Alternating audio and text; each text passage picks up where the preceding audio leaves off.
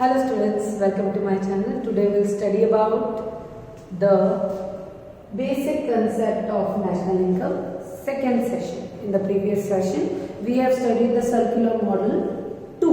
Sector 2 का circular model पढ़ा था. Sector 2 में producer था और household sector था.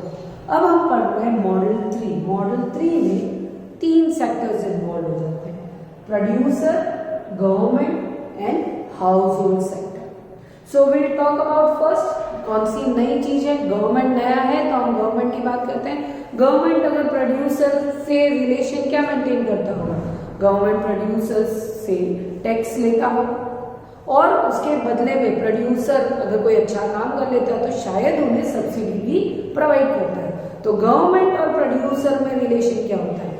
गवर्नमेंट टैक्स लेता है और उसके बदले में क्या देता है? प्रोड्यूसर को सब्सिडीज प्रोवाइड करता है. प्रोड्यूसर से गवर्नमेंट और क्या ले सकता है?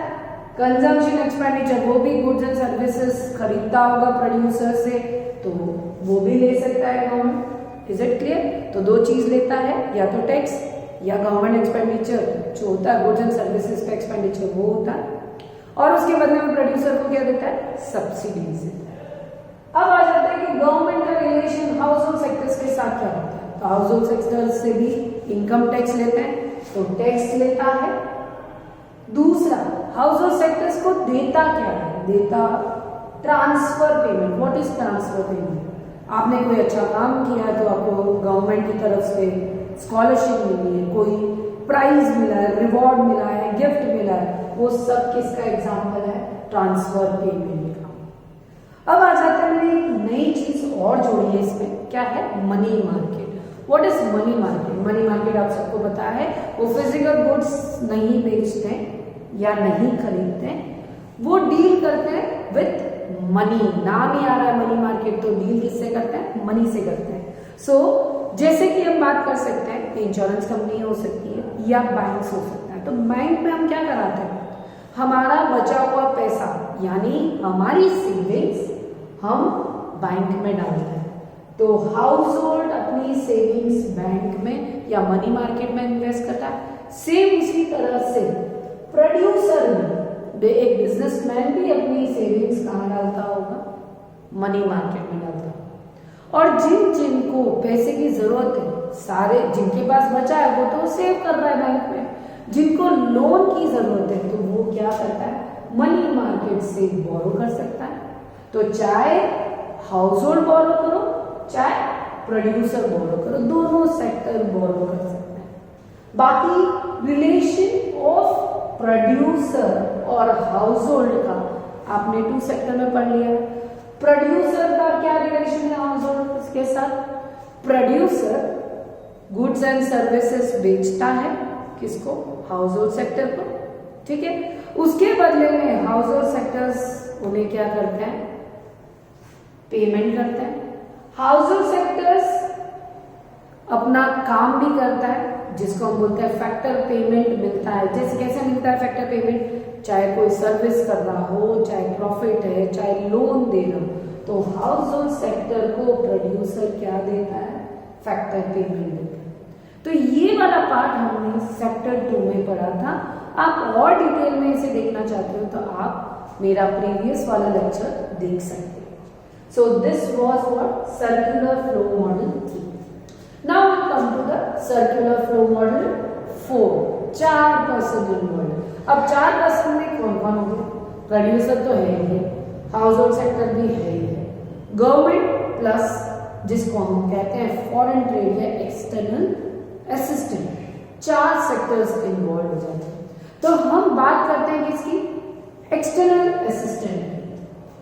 एक्सटर्नल असिस्टेंट यानी फॉरेन ट्रेड का रिलेशन किसके साथ? हम बात करेंगे इसका रिलेशन प्रोड्यूसर बोल सकते हो या बिजनेस फर्म के साथ क्या होता है? एक प्रोड्यूसर के साथ एक्सटर्नल असिस्टेंट का रिलेशन क्या हो सकता है? या तो वो माल एक्सपोर्ट करेगा या तो माल इंपोर्ट करेगा. अगर हम फॉरेन कंट्री से माल मंगवा रहे हैं that is called what? Import. तो मुझे क्या करना पड़ेगा? उसे पेमेंट करना. सो फॉर इंपोर्ट में क्या करता है? पेमेंट करता है. और सपोज दूसरे कंट्री में अपना माल प्रोड्यूस किया हुआ बेच रहे हैं, है ना, सेल आउट कर रहे हैं। तो हम क्या कर रहे हैं, हम एक्सपोर्ट कर रहे हैं और हमें क्या हो रही है, इनकम हो रही है। This is the relation of external assistant and business firm, you can say. अब बात करते हैं एक्सटर्नल असिस्टेंट का रिलेशन किसके साथ, गवर्नमेंट के साथ। एक्सटर्नल असिस्टेंट का रिलेशन किससे बात करते हैं, गवर्नमेंट के साथ। बात करते हैं रिलेशन ऑफ गवर्नमेंट और एक्सटर्नल असिस्टेंट। गवर्नमेंट का एक्सटर्नल असिस्टेंट या फॉरेन कंट्रीज से क्या रिलेशन हो सकता है। मान लो अचानक से फॉरेन कंट्रीज को पैसे की जरूरत पड़ गई, तो इंडियन गवर्नमेंट उन्हें डोनेट कर सकती है, तो वो क्या कहलाएगा, हमारी इंडियन गवर्नमेंट ने क्या किया है, एक्सटर्नल असिस्टेंट को पेमेंट की। उसी तरह से सपोज हमारी कंट्री में अचानक से बाढ़ आ गई, स्थिति बहुत खराब हो गई, तब भी फॉरेन कंट्री कुछ पैसा हमें देगी, डोनेट भी कर सकती है। तो वो डोनेट करना क्या कहलाएगा, हमें दूसरी कंट्री से पैसा क्या हुआ है, रिसीव हुआ। सो इंडियन गवर्नमेंट का रिलेशन एक्सटर्नल असिस्टेंट के साथ में या तो पैसे देते हैं या तो पैसे लेते हैं, ये रिलेशन होता है। डोनेशन दो या डोनेशन लो। नाउ हम बात करते हैं एक्सटर्नल असिस्टेंट का रिलेशन। अगर हम हाउस होल्ड सेक्टर से बात करें तो भी हो सकता है। हाउस होल्ड सेक्टर के साथ कैसे रिलेशन हो सकता है, हाउस होल्ड सेक्टर सब जिस तरह से प्रोड्यूसर के लिए काम करता है, उन्हें लैंड देता है, उनके यहाँ पर सर्विसेज देता है, तो उन्हें क्या मिलती है, वेज मिलता है या फिर इंटरेस्ट या प्रॉफिट। सेम उसी तरह से फॉरेन कंट्रीज के साथ भी हाउस होल्ड का रिलेशन हो सकता है। हाउस होल्ड भी फॉरेन कंट्री के लिए काम कर सकता है, तो उन्हें वेजेस सैलरी मिल सकती है। हाउस होल्ड उन्हें लैंड, अगर कोई इंटरनेशनल बिजनेस है जो हमारी कंट्री में लगाना चाह रहा है तो हमने उन्हें लैंड दिया, तो उस पर भी हमें अमाउंट मिल सकता है, रेंट मिल सकता है। द सेम रिलेशन एक हाउस होल्ड सेक्टर जिस तरह से फर्म के साथ मेंटेन करता है, उसी तरह से एक्सटर्नल सेक्टर्स के साथ मेंटेन कर सकता है, राइट। अब हम बात करते हैं हाउस होल्ड सेक्टर और फर्म की। तो आपको ये पता ही है हाउस होल्ड सेक्टर और फर्म का रिलेशन क्या है। हाउस होल्ड सेक्टर्स जो भी सर्विसेज प्रोवाइड करता है उसके लिए फर्म क्या करता है, फैक्टर पेमेंट देता है। दूसरा, हाउस होल्ड सेक्टर्स को अगर consumption expenditure goods and services खरीदना है तो वो फर्म से खरीदेगा, उसके लिए वो क्या पे करता है, कंजम्पशन एक्सपेंडिचर पे करता है। हाउस होल्ड सेक्टर्स का गवर्नमेंट के साथ रिलेशन क्या है, वही है। हाउस होल्ड सेक्टर्स क्या देगा, टैक्स देगा, गवर्नमेंट उसके बदले में उन्हें क्या देता है, ट्रांसफर पेमेंट। ट्रांसफर पेमेंट क्या है, गवर्नमेंट उन्हें गिफ्ट्स दे सकता है, स्कॉलरशिप्स दे सकता है, राइट। ये रिलेशन हमने यहाँ पर डिस्कस कर दिया, मैंने दोबारा आपको बता दिया। अब बात करते हैं फर्म की। फर्म का रिलेशन गवर्नमेंट के साथ वही, टैक्स देता है प्रोड्यूसर, गवर्नमेंट उनको क्या देता है, सब्सिडी दे सकता है, और गवर्नमेंट खुद एक्सपेंडिचर रिलेट यानी प्रोड्यूसर से सामान खरीदता होगा तो उसका भी क्या होता होगा, expenditure on goods and services. तो ये जो चीजें थी, कॉमन चीजें जो हमने थर्ड सेक्टर में पढ़ी थी, वो भी दोबारा बता दी। यहाँ पे जो नया पार्ट था वो क्या था, external assistant. Capital market same process, चाहे हाउस होल्ड सेक्टर की बात करो, गवर्नमेंट की बात करो, फर्म की बात करो या फॉरेन कंट्रीज की बात करो, एक्सटर्नल असिस्टेंट सबको लोन प्रोवाइड कर सकता है, बचा हुआ पैसा ले सकता है। चाहे हाउस होल्ड सेक्टर बचा हुआ पैसा इन्वेस्ट कर सकता है, यहाँ पे फर्म भी इन्वेस्ट कर सकता है, फॉरेन कंट्रीज भी इन्वेस्ट कर सकते हैं, गवर्नमेंट भी इन्वेस्ट कर सकते हैं। और ये चारों सेक्टर्स कैपिटल मार्केट से या मनी मार्केट से पैसा बोरो कर सकती है। So this is what the relation is between the four sector. So ये सर्कुलर मॉडल है 2, 3 एंड 4। 2 मैंने आपको प्रीवियस लेक्चर में बता दिया, 3 और 4 मैंने यहाँ पे एक्सप्लेन कर दिया। आपको ड्रॉ करना चाहे तो आप ड्रॉ कर सकते हो, मैं आती हूँ 2 minute. Now students, other concept में हम सबसे पहले पढ़ते हैं consumer goods and capital goods. Now what is consumer goods? ऐसे गुड्स जो परचेज करने के बाद में क्विकली यूज करते हैं, हम उसको कहीं और बेचने वाले नहीं है. मैंने खरीदा, मैं ही उसे यूज कर रही हूं, तो वो क्या बन जाएंगे? Consumer goods. So after purchasing it we are using quickly, it is called what? Consumer goods. What is capital goods? Capital goods are those goods which are used for further production. मैंने for example factory में कोई machine को purchase किया, वो machine मेरे personal use के लिए नहीं, वो मशीन से मैं क्या करने वाली हूँ? प्रॉफिट्स कमाने वाली. मैंने मेरे बिजनेस में लगा रखा है, फर्दर प्रोडक्शन के लिए काम आ रही है, इसीलिए वो मशीन मेरे लिए क्या बन जाएगी? Capital goods. सो जो गुड्स मैं पर्सनल यूज के लिए ले रही हूँ, है ना, मैंने परचेज करने के बाद में उसको तुरंत मैंने यूज कर दिया, मैं उसे वापस प्रोडक्शन में नहीं डाल रही हूँ, तो वो कौन से गुड्स कहलाते हैं? Consumer goods. पर मैं उसे प्रोडक्शन में डाल रही हूँ जिससे मैं फर्दर प्रॉफिट कमा सकती हूँ, तो वो क्या बन जाएगा? मेरा कैपिटल गुड्स बन जाएगा. सो this is the main difference between the consumer goods and capital goods. अब आ जाते हैं final goods and intermediate goods. Final goods जो लास्ट में बेचे गए हैं और वो यूज आने वाले, कंज्यूमर उसे यूज करने वाला है, इसका मतलब वो क्या बन गया है? फाइनल गुड्स बन गया. जो गुड्स रेडी है टू सेल होने के लिए, that is called what? Final goods. What is intermediate goods? Intermediate goods यानी ऐसे गुड्स जिस पर अभी तक प्रोसेस होना बाकी है या उसे हम फ्यूचर में आगे और देख सकते हैं. इसका बेस्ट एग्जांपल मैं दे सकती हूँ, जैसे अनाज है या क्रॉप्स है, वीट है. एक फार्मर वीट को ग्रो कर रहा है, दो वीट को वो ग्रो कर फ्यूचर में किसी इंडस्ट्रियलिस्ट को बेचता है. ऐसी इंडस्ट्रीज को बेचता है जो उसका क्या बनाती है? फ्लोर बनाती है, यानी आटा बनाती है. उसने उसे बेच दिया, इंडस्ट्री ने उसे क्या बनाया? आटा बनाया. वो आटा बनाकर उसने किसको बेचा? फैक्ट्री में या बेकरी में बेचा. बेकरी में उसका क्या बन रहा है? केक बन रहा है. तो ये जो प्रोसेस है, फार्मर ने इंडस्ट्रीज को बेचा, तो वो क्या बेचा है उसने? वो गुड्स को हम लोग फाइनल गुड्स नहीं बोलते, वो इंटरमीडिएट गुड बोलते हैं, क्योंकि अभी तक उस पर कुछ और प्रोसेस होना बाकी है. फिर वो कहाँ गया? बेकरी में गया.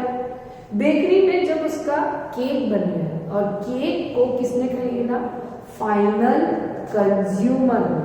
फाइनल गुड्स तब बना है जब वो कंज्यूमर ने उसे लिया है और फिर उसे यूज कर लिया. जब तक कंज्यूमर उसे यूज नहीं करता वो फाइनल गुड्स नहीं कहलाता है, और तब तक वो क्या बना हुआ रहता है? इंटरमीडिएट गुड्स बना हुआ रहता है. Is it clear? So this is the difference between final goods and intermediate goods. Final goods that is ready to sell to the consumer. What is intermediate? अभी तक उस पर प्रोसेस होना बाकी है. Now gross investment and net investment. सबसे पहले investment का मतलब क्या है? मनी बिजनेस में जो लगाया जाता है, मनी जो फर्दर पैसा बनाने के लिए काम आ रहा है, for more formation of money, for more formation of capital is what? Investment. Gross investment, जो पैसा मैंने बिजनेस में लगा लिया है, जो पैसा मैंने बिजनेस में इन्वेस्ट कर लिया है, वो पैसा मेरे लिए क्या है? Gross investment. हो सकता है उस पर मुझे और क्या करना पड़ रहा है? कुछ डिडक्शन करना पड़ रहा है, कुछ कहीं और डेप्रिसिएशन जिसको बोलते हैं, जैसे एक मशीनरी हो गई, मशीनरी के लिए मैंने पैसा लगा लिया, मशीनरी खरीद ली, तो वो मेरा क्या है? मशीनरी पे मैंने क्या किया? पैसा इन्वेस्ट किया. करेक्ट? मशीनरी पे पैसा इन्वेस्ट किया, फिर मशीनरी पर मुझे पता चला वो सेकेंड हैंड मशीन है, तो उस पर मेरे को रिपेयरिंग का चार्ज लगा या इंस्टॉलेशन का रिपेयरिंग को चार्ज लगा है. वो रिपेयरिंग का चार्ज क्या कहलाएगा? वेयर एंड टेयर का खर्चा. That is called what? Depreciation. तो जब इन्वेस्टमेंट ग्रॉस इन्वेस्टमेंट में से डेप्रिसिएशन को डिडक्ट करते हैं तो मुझे क्या मिल जाता है नेट इन्वेस्टमेंट। सो अगर मुझे बात करनी है नेट इन्वेस्टमेंट कैसे मिल सकता है, net investment is equal to gross investment. मैंने मशीन पे पैसा लगाया पर वो मशीन सेकेंड हैंड थी, उस पर वेयर एंड टेयर का खर्चा लगा, that is called what depreciation. उस डेप्रीसिएशन को जब मैं हटा दूंगी तो मुझे क्या मिल जाएगा net investment. So what is depreciation? Depreciation आपने अकाउंट्स में ऑलरेडी पढ़ रखा है 11 के अकाउंट्स में। What is depreciation? जब हम कोई गुड्स यूज कर रहे हैं पूरे साल के लिए तो उसकी कुछ वैल्यू डिडक्ट हो जाती है, value deduction you can say. क्यों डिडक्ट हो रही है? For an wear and tear, आपने उसे यूज किया, कुछ ना कुछ उसमें डिफरेंस आएगा, उसकी वैल्यू कम होनी है क्योंकि आपने उसे यूज किया, तो that value is called depreciation. Right? Now we'll talk about net indirect tax. Now what is indirect tax? Producer क्या देता है? टैक्स देता है, पर वो प्रोड्यूसर जो टैक्स दे रहा है वो कौन सा वाला टैक्स दे रहा है? इनडायरेक्ट टैक्स दे रहा है। क्यों? क्योंकि प्रोड्यूसर इसका टैक्स का बर्डन अपने ऊपर नहीं ले रहा है। प्रोड्यूसर, अगर मैं प्रोड्यूसर हूं और मैं गवर्नमेंट को टैक्स पे कर रही हूँ, वो टैक्स का पैसा मैंने किससे लिया होगा? कंज्यूमर से लिया होगा। इसीलिए उस टैक्स को हम लोग कौन सा टैक्स कहते हैं? Indirect tax, where the burden is being shifted to other person, that tax is called what? Indirect tax. अब बात करते हैं नेट इनडायरेक्ट टैक्स किस तरह से आता है। नेट इनडायरेक्ट टैक्स जब ग्रॉस टैक्स में से, ग्रॉस इनडायरेक्ट टैक्स में से हम सब्सिडी को माइनस कर देते हैं। What is subsidy? Government producer को किसी भी तरह की छूट दे रहा है, that is called as what? Subsidy. तो जब ग्रॉस इनडायरेक्ट टैक्स, मैं गवर्नमेंट प्रोड्यूसर हूं, मैं टैक्स का पैसा देने गई हूं और मुझे पता चला कि मैंने ये गुड्स रूरल एरिया में ज्यादा बेचा है, इस वजह से गवर्नमेंट ने मुझे थोड़ा सा छूट दी है, राइट? तो मैंने क्या पे किया होगा? ग्रॉस इनडायरेक्ट टैक्स, उसमें से थोड़ा पैसा सब्सिडी का मुझे वापस डिडक्ट होकर मिल रहा है। तो दैट सब्सिडी पैसा जब डिडक्ट हो जाता है ग्रॉस में से, तब वो क्या रह जाता है गवर्नमेंट के पास? Net indirect tax. So what is net indirect tax? Net gross से क्या बनता है? नेट बनता है। तो ग्रॉस में से हमने यहाँ पे क्या हटा रखा है? सब्सिडी। इन्वेस्टमेंट में भी सेम, ग्रॉस से नेट बनाना है, तो नेट इन्वेस्टमेंट कैसे बनेगा? जब उसमें से क्या हटा देंगे? डेप्रीसिएशन। सो डेप्रीसिएशन जब ग्रॉस में से हट जाता है तो वो भी क्या बन जाएगा? नेट कौन सा? इन्वेस्टमेंट। जब इनडायरेक्ट टैक्स को मुझे नेट बनाना है तो मैं उसमें से क्या डिडक्ट कर दूंगी? सब्सिडी को डिडक्ट कर दूंगी, तो ग्रॉस क्या बन जाएगा? So these are the basic concept of national income charter. National income का बेसिक कंसेप्ट जो जरूरी है वो मैंने आपको सारे एक्सप्लेन कर दिए। अब हम इनकम टैक्स का कैलकुलेशन किस तरह से होगा वो हमारा नेक्स्ट लेक्चर रहेगा। So thank you students, you can take the screenshot.